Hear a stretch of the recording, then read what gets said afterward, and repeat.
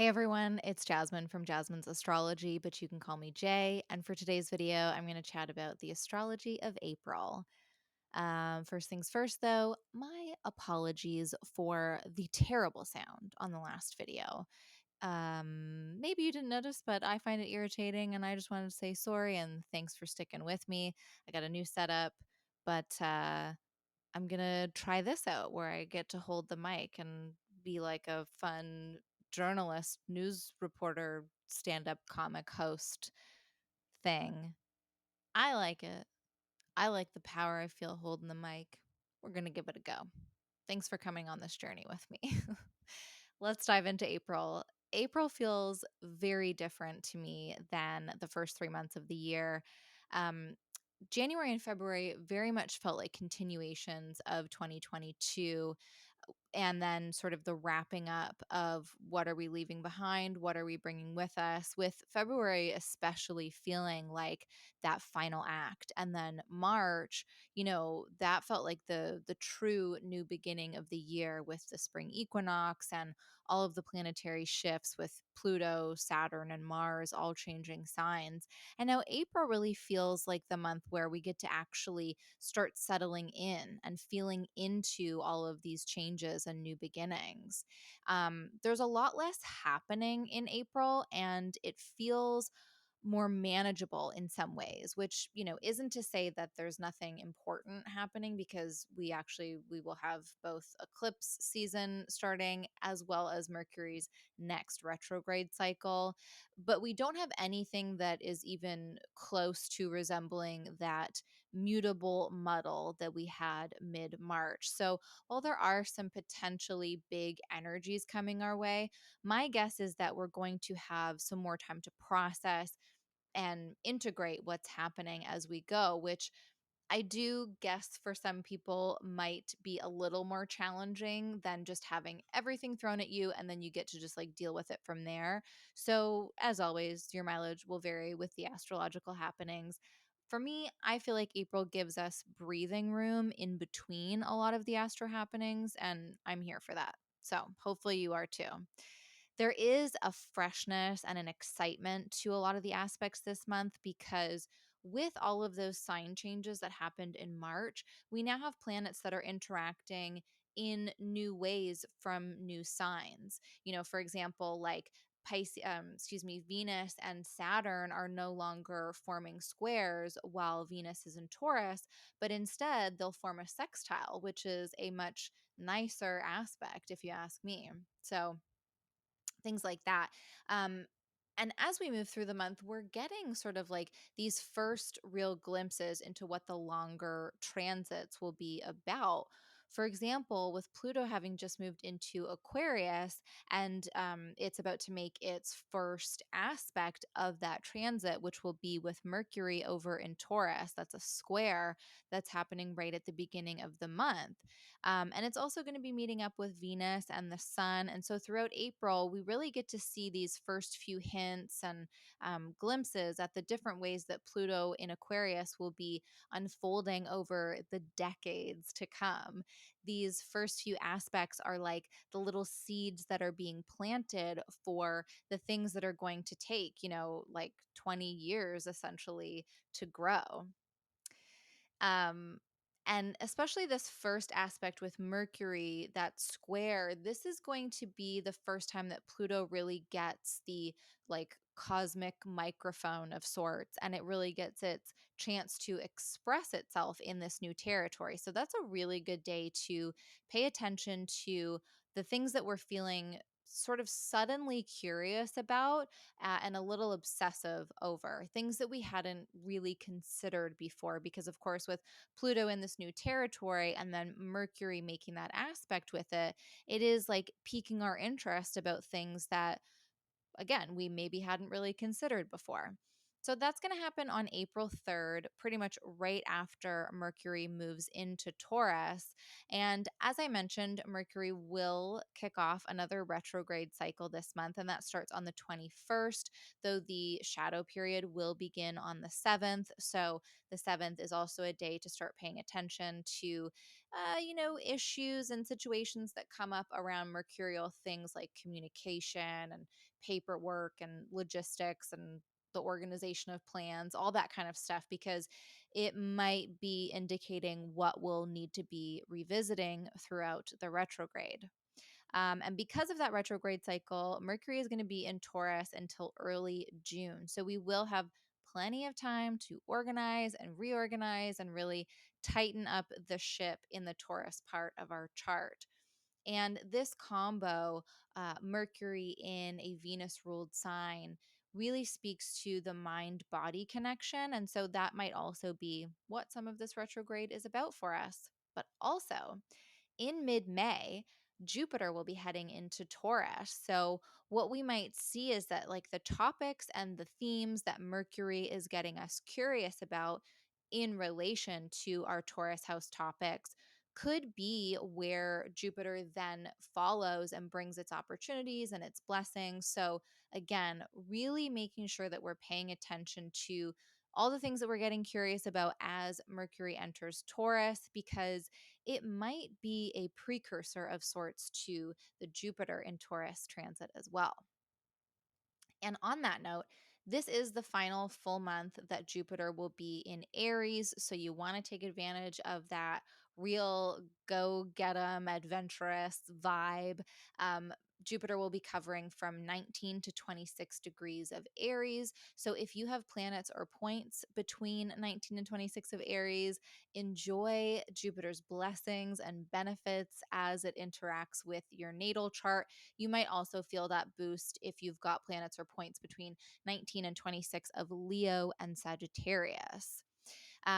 So enjoy that. And speaking of Jupiter, Jupiter is going to be starting a new cycle on April 11th as it forms a conjunction with the sun.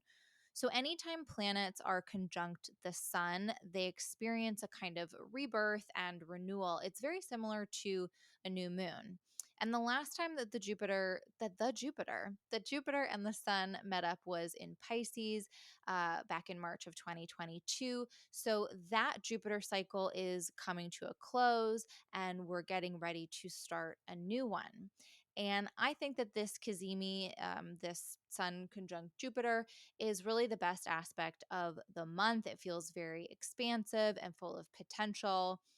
Um, Planets that are within a certain range of the sun are said to be combust. The heat and the rays of the sun are so overpowering that they weaken the planets, or any planet that comes close to it, any visible planet, I should say. Um, but once that planet gets to the exact degree of the sun, once it gets in the heart of the sun, which is also called Kazemi, they're in an elevated position that actually gives them access to the sun's wisdom. It's a very purifying position, it's a privileged position. For Jupiter, it's going to be very energizing and expansive. We might find that we are getting visions of the adventures that we want to go on in this next Jupiter cycle, or the risks that we are ready to take. However, it will be important to just wait a little bit on actually doing any of that. Like, make sure you're paying attention to what's getting you motivated and energized and really pumped up, and write those things down, remember them. But as Jupiter moves away from the Kazemi position, it's going back into that sort of weakened state. And so we want to wait until Jupiter is far enough away from the sun to actually start taking that action. So we are looking at about early May for Jupiter to be at a good distance from the sun. And that maybe suggests that these visions, these adventures, these risks might actually be more connected to Jupiter's time in Taurus, but we shall see as the time moves on. Now, for the quote unquote worst, or maybe just most challenging aspect in April, I actually chose a chunk of time to sort of highlight. And that chunk of time is from April 18th to the 24th. And part of my decision in that was that because we do have Mercury stationing retrograde on the 21st, but it hits the station degree, which is 15 degrees of Taurus, a few days earlier, and it won't leave that degree until around the 24th or 25th. So that's really slowing down communication. It's increasing the chances of delays and crossed wires. And, you know, as much as the retrograde itself brings plenty of frustration and hiccups, the days when Mercury is moving so slowly that it's just staying on that 1 degree, I think those are really the days to pay attention to. So, you're double and triple checking all of your correspondences, giving yourself enough time for travel, anticipating that there could be some miscommunications, all that good retrograde stuff. Now, we also have a solar eclipse in Aries on the 20th, so during that little chunk of time. And because it's happening at 29 degrees, the last degree of Aries, it means that the buildup to the eclipse will likely be as intense or feel, like we're feeling that buildup as opposed to afterwards, because very soon after the eclipse, the moon will move into Taurus and things will probably cool off relatively quickly. So, as soon as the moon moves into Aries, which is essentially on the 18th, we might start to feel what's coming. Now, this eclipse is the first in a series of eclipses that's going to happen in the signs of Aries and Libra.